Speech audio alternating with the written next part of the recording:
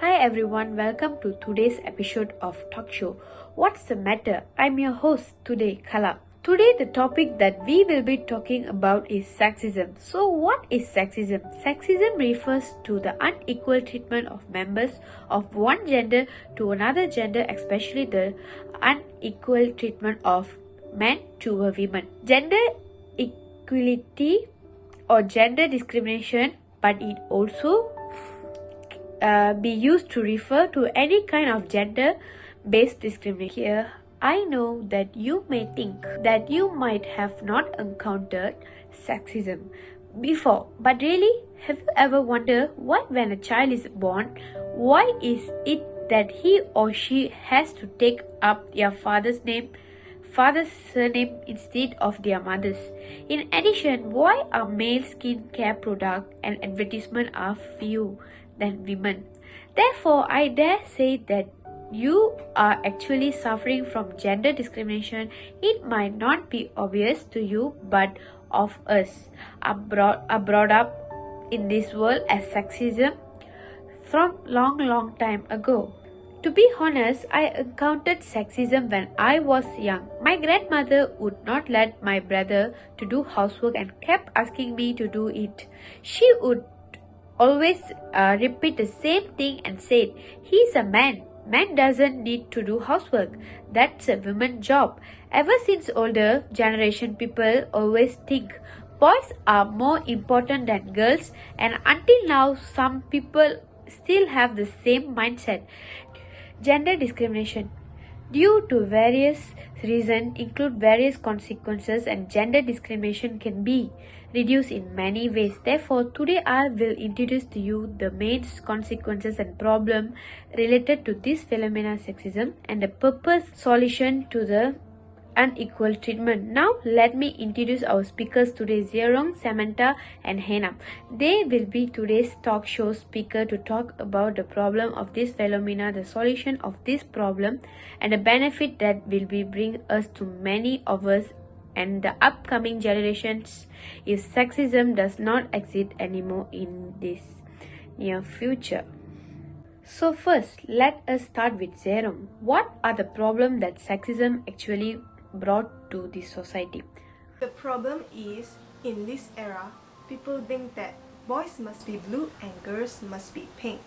It's abnormal in everyone's eyes opinion that boys like pink.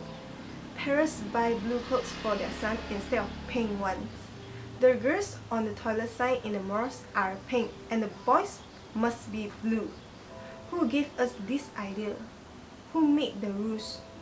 Nowadays, boys wear pink or like pink, so he's gay in everyone's eyes. Beginning in the early 1900, the trade magazine Infant, Department of Baby Clothing Manufacturers, was published in June 1918. He said, "People have very different opinions on this issue, but the generally accepted rules is that boys are pink and girls are blue. The reason is that the pink color is more vivid, it represents stronger and more suitable for boy, while the blue color is more exquisite and delicate and more suitable for girl." Paulette said to the little mystery of life, there's no gender symbolism everywhere.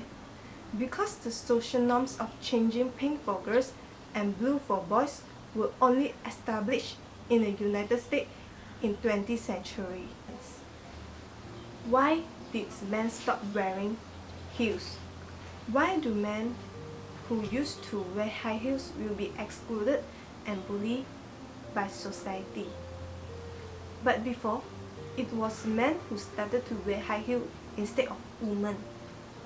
Why do people now think that it's normal for women to wear high heels and that men are sissy or have psychological problems when wearing high heels?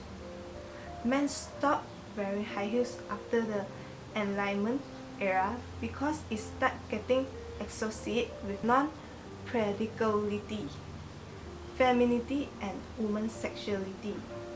Men did wear heels in the past, long before women started wearing them. Unlike how heels are used today, they were used in the past for actual purpose, not just high fashion. Recently, a news item on the Weibo topic lists that a male driver was investigated for wearing high heels, aroused discussion among netizens. The video showed that the traffic police found a man driving wearing high heels during the inspections. After being investigated, the driver said that he planned to drive to buy bricks. The traffic police asked, "What does buying bricks have to do with wearing high heels?" The driver hesitated and replied, "I'm curious." Furthermore, body image. Nowadays, most people think that long hair belongs to women, while most men belong to short hair. But in the ancient times, both men and women had very long hair, especially Chinese. In modern times, if women have floating hair, they basically tend to be ladies. If men also have long hair, most of them are artists, or it may also be a non-mainstream person. Now we are walking on the road and find that 9 out of 10 men have short hair. In the past, women could not cut their hair short because others would think that skirts was rude and inelegant. But now, people think that women with short hair are very cute. So, there is no right or wrong in this matter. The ways of people dress change with the times and generation. In this era, a man has underarm hair means that he's man. But if a woman has an underarm hair, it will make people feel that this woman is untidy and not elegant. Obviously, both sexes are human beings, and underarm hair is also something that everyone is born with. But it has caused people in the world to have different views and thoughts on the same things. Not only that, everyone thinks that a man has muscle to look good, look powerful and healthy. On the contrary, people think that woman has muscle is a very disgusting thing. Because men are strong representative, they need to protect women. A man with a muscle figure means that he is strong and healthy, and the world feels that this is a standard for men. Woman needs to be protected by men. Therefore, a woman with a sexy body considered perfect and satisfied by the world. Okay, thanks Yerong. Let's move to Samantha. Can you think of one problem cure because of sexism? Let me ask you one simple question. Why is it weird or why is it special that Empress Wu is the only female that rules over China in the history? From this, we'll link this to the next point, the next problem in sexism is that women and men in workplace. So for women, right, it is actually very hard for them to find a better quality job, or it is harder for them to reach to a certain point or a certain level just because of their gender, because of their own sex. Why is it so? Why is it that women that has more degrees or that is more qualified than other men, why is it that they can't do the job that they want, or they can't work in the environment that they want? Do you think that women is not as clever as men, or even cleverer than men? And also, McKinsey actually studied that compared to men, women actually has more bachelor's degree. But in this job aspect, why is it so that man is somehow greater than a woman? As you guys know, that actually women used to be labeled as housewives only instead of men. And for now, in this generation, Every man is required to go to work. If they don't go out and work and raise the family, people will judge them for staying at home. Why can't men be the housewives and women go out and work? Why is it that women has to stay home and take care of the children while man is supposed to go out and work and raise the family?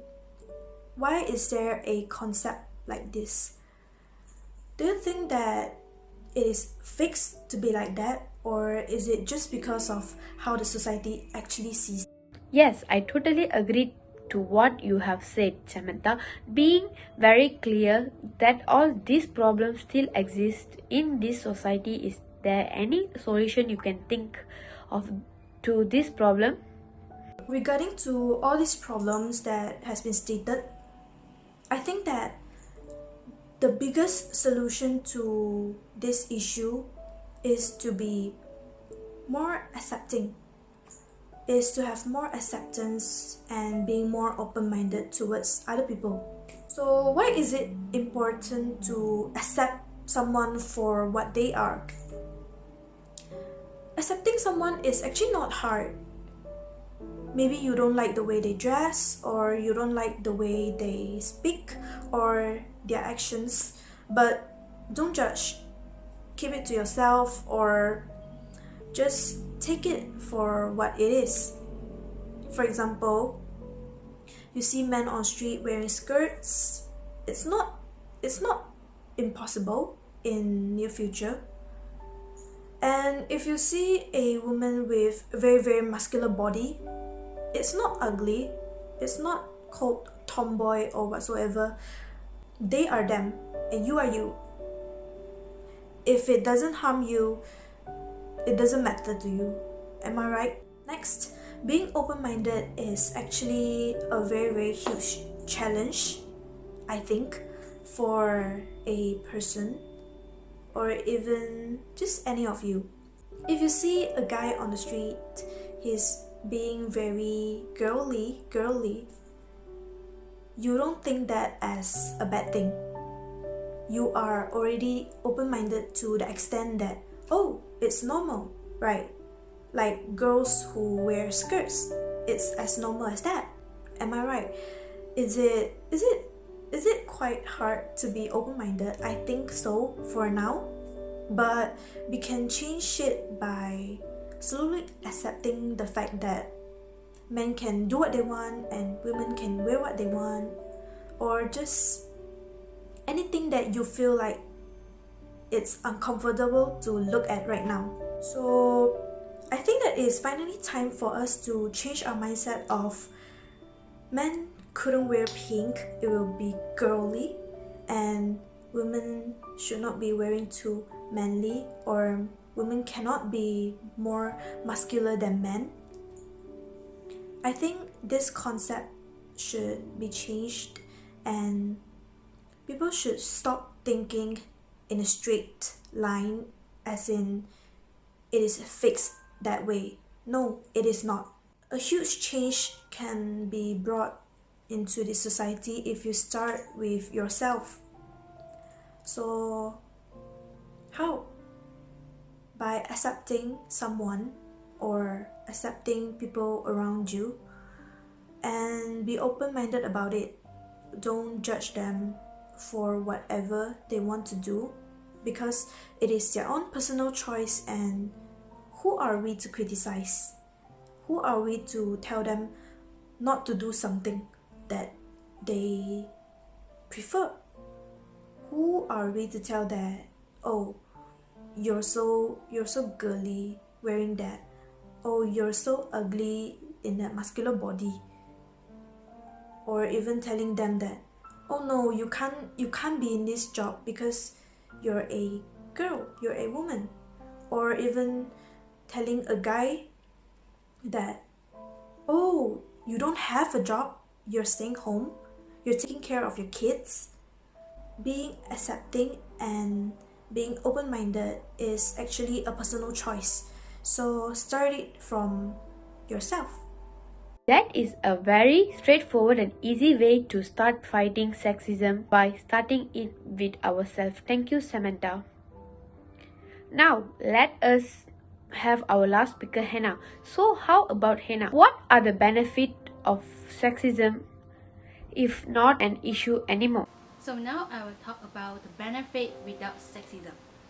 Advising no more sexism can improve quality of life for all of us.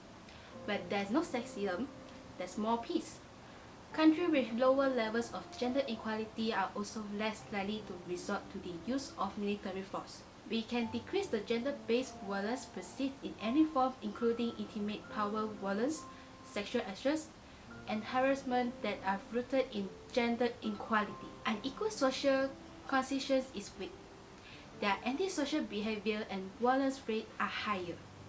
Countries with higher gender equality are more closely linked. Their people are healthy and happier. Studies has also shown that gender imbalance around housework can lead their partners to be happier, less depressed, less conflicted, and divorce rates lower. They also live longer.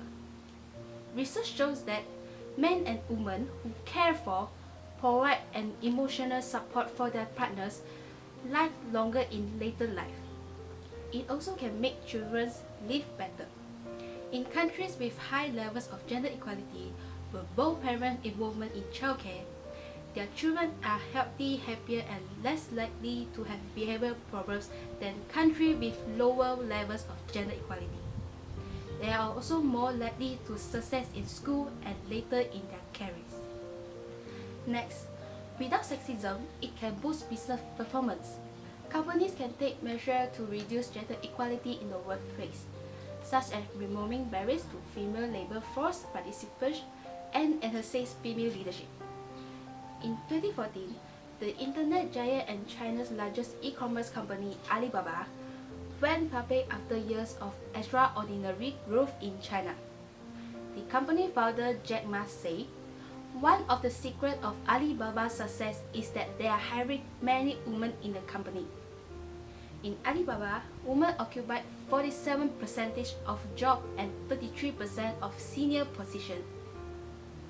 Some studies have shown that women bring new knowledge, skills, and networks to the team. Women also help to reduce unnecessary risks and contribute in a way that may be more beneficial to the team and the organization. Finally, without sexism, it can decrease people with negative mental health such as depression. Depression can happen in any time, anywhere, and to anyone. Although sexism may seem harmless to some people, severe and frequent discrimination can have lasting effect. A study found that gender discrimination and negative mental health was related. The study found that in the next 4 years, including women suffering from clinical depression, women who found sexism were 3 times more likely to have decline in their mental health than women. Even though gender discrimination may have changed, these women still suffer from adverse mental health effects a few years later. Another study found that verbal abuse, sexual harassment, and sexual assault to anyone are associated with an increased incidence of depression.